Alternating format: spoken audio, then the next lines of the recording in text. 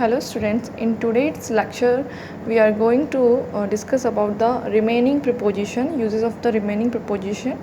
And before we going to read this, first we little know about and learn about the what we read in the previous classes. We read in previous classes preposition of time and preposition of direction, preposition of place. Now this is a different use of the preposition in this lecture. Now let's start. First is beside. beside जो preposition है इसका जो meaning होगा वो के अतिरिक्त या के अलावा के अर्थ में होता है, यानी इन एडिशन टू को ये इंडिकेट करेगा. एग्जाम्पल से समझते हैं इसको. Beside book I need a pen also. That mean एक बुक तो रिक्वायरमेंट है ही, बट उसके अलावा मुझे और एक क्या चाहिए, पेन और चाहिए. Child requires apples also beside banana. बच्चे को क्या चाहिए, एप्पल भी, एप्पल के साथ में बनाना भी चाहिए. ये बिसाइड का यूज़ है. देन इसके बाद में है बाय. बाय का यूज़ जो है इसका डिफरेंट मीनिंग्स में डिफरेंट यूज़ होगा. जैसे फर्स्ट हम लेंगे इसमें मीन्स ऑफ ट्रेवल्स के रूप के अकॉर्डिंग. इसमें क्या होगा, एग्जाम्पल से इसको देखते हैं. He goes to college by bike. By bike, that means here is by is use as a preposition of means of travel के रूप में यहाँ पे ये यूज़ हुआ है. सेकेंड एग्जाम्पल लेते हैं इसका. His mother comes here by bus. Next जो बाय का यूज़ होगा वो होगा to denote price of rate. यानी जो कोई भी रेट होती है उसको इंडिकेट करने के लिए, उसको डिनोट करने के लिए बाय का यूज़ होगा.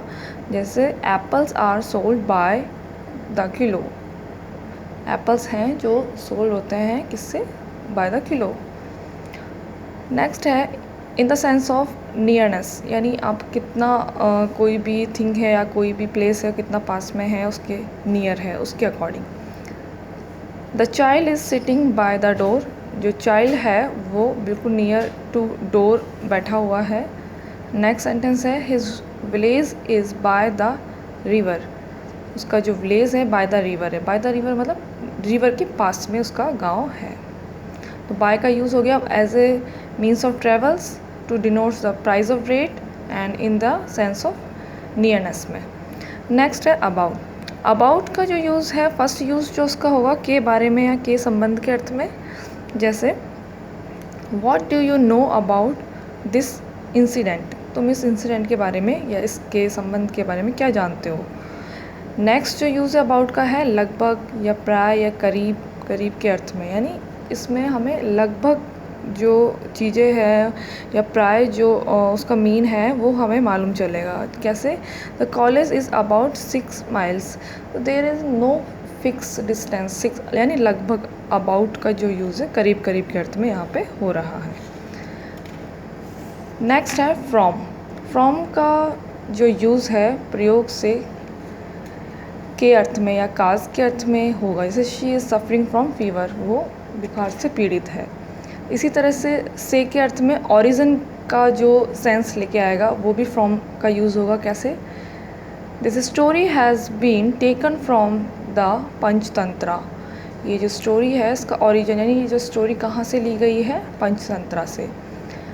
नेक्स्ट इसका यूज़ है से के ही अर्थ में सेपरेशन, यानी किसी भी स्थान से, किसी जगह से उसका अलग होने के सेंस में इसका यूज़ होगा. जैसे he has come from Mumbai. वो कहाँ से आया है, कम फ्रॉम मुंबई, मुंबई से आया है, उस स्थान से आया है. The fruits have fallen from this tree. जो फ्रूट्स हैं इस ट्री, दिस ट्री यानी इस ट्री से ही गिरे हैं. यानी अलग होने के सेंस में फ्रॉम का यूज़ होता है. तो फ्रॉम का यूज़ 3 तरह से हो जाएगा. से के ही अर्थ में काज के रूप में, से के ही अर्थ में ओरिजिन के रूप में, एंड थर्ड लास्ट है से के ही अर्थ में सेपरेशन के रूप में. नेक्स्ट है विथ. विथ प्रपोजिशन है जो से या के द्वारा के अर्थ में या इंस्ट्रूमेंट या टूल के द्वारा जो चीज़ें होती है उसके अकॉर्डिंग ये यूज़ होता है. एग्जाम्पल से समझते हैं इसको. He writes with a pen. वो एक पेन से लिखता है. She cuts the mango with a knife. वो मैंगो को नाइफ से काटती है, इसकी हेल्प से काटती है. पर यहाँ पे ध्यान देने वाली बात यह है कि अगर हम पेंसिल या इंक का यूज़ करेंगे तो उसमें विथ नहीं आएगा, वहाँ हम इन का यूज़ होता है, ना कि विथ का। नेक्स्ट जो विथ का यूज़ है उसका यूज़ मैनर यानी तरीका को एक्सप्रेस करने के लिए भी होगा। द सोल्जर्स फॉट विथ करेज, जो सोल्जर्स हैं वो करेज के साथ में उन्होंने फाइट करी। नेक्स्ट विथ का जो यूज़ है से के ही अर्थ में काज के सेंस को इंडिकेट करने के लिए भी होता है। जैसे a child has trembling with fear, एक जो बच्चा है वो एक भय से काँप रहा था। नेक्स्ट प्रपोजिशन है ऑफ। ऑफ का जो है फर्स्ट जो यूज़ है काज के रूप में, what is the cause of murder, murder का जो क्या काज रहा, what is the cause of, यानी काज के बाद में ऑफ का यूज़ हुआ है, तो ये प्रपोजिशन है और ये बता रहा है क्या काज रहा मर्डर का। नेक्स्ट जो ऑफ का यूज़ है वो रिलेशनशिप और ऑनरशिप को बताने के लिए भी होता है। जैसे this car is of my father, ये जो कार है मेरे फादर की है। He is the friend of mine, वो मेरा फ्रेंड है। इसी तरह से के ही अर्थ में कारण के भाव को भी बताने के लिए भी होगा इसका यूज़। कैसे, his wife is tired of work, उसकी जो वाइफ है वो वर्क से ज़्यादा काम से थक गई है। The old man died of fever, जो फीवर से है ओल्ड मैन की डेथ हो गई है।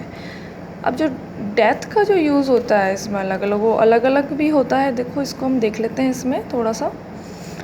डेथ बाय इलनेस होगा या डिजीज़ होगा या हंगर या स्टारवेशन या थ्रस्ट या ग्रीफ, तो वहाँ प्रपोजिशन ऑफ का यूज़ होगा। इसी तरह से नेक्स्ट जो है death by wound, over eating, drinking and food poisoning से होगा, तो उसमें प्रपोजिशन फ्रॉम का यूज़ होगा। अगर डेथ होती है बाय सुसाइड एंड वायलेंस से, तो वहाँ पर प्रपोजिशन बाय का यूज़ होगा।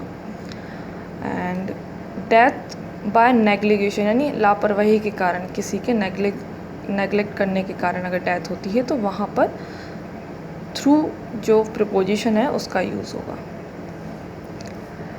अगर कोई अपने देश के लिए मरता है तो उसके लिए वहाँ पर फॉर का यूज़ होगा। और कोई बैटल फील्ड में मर रहा है या उसकी वहाँ पे वो शहीद हुआ है तो यूज़ ऑफ इन होगा, इन प्रपोजिशन। तो this is all about the preposition. This is a complete lecture of your preposition and thank you very much for listening.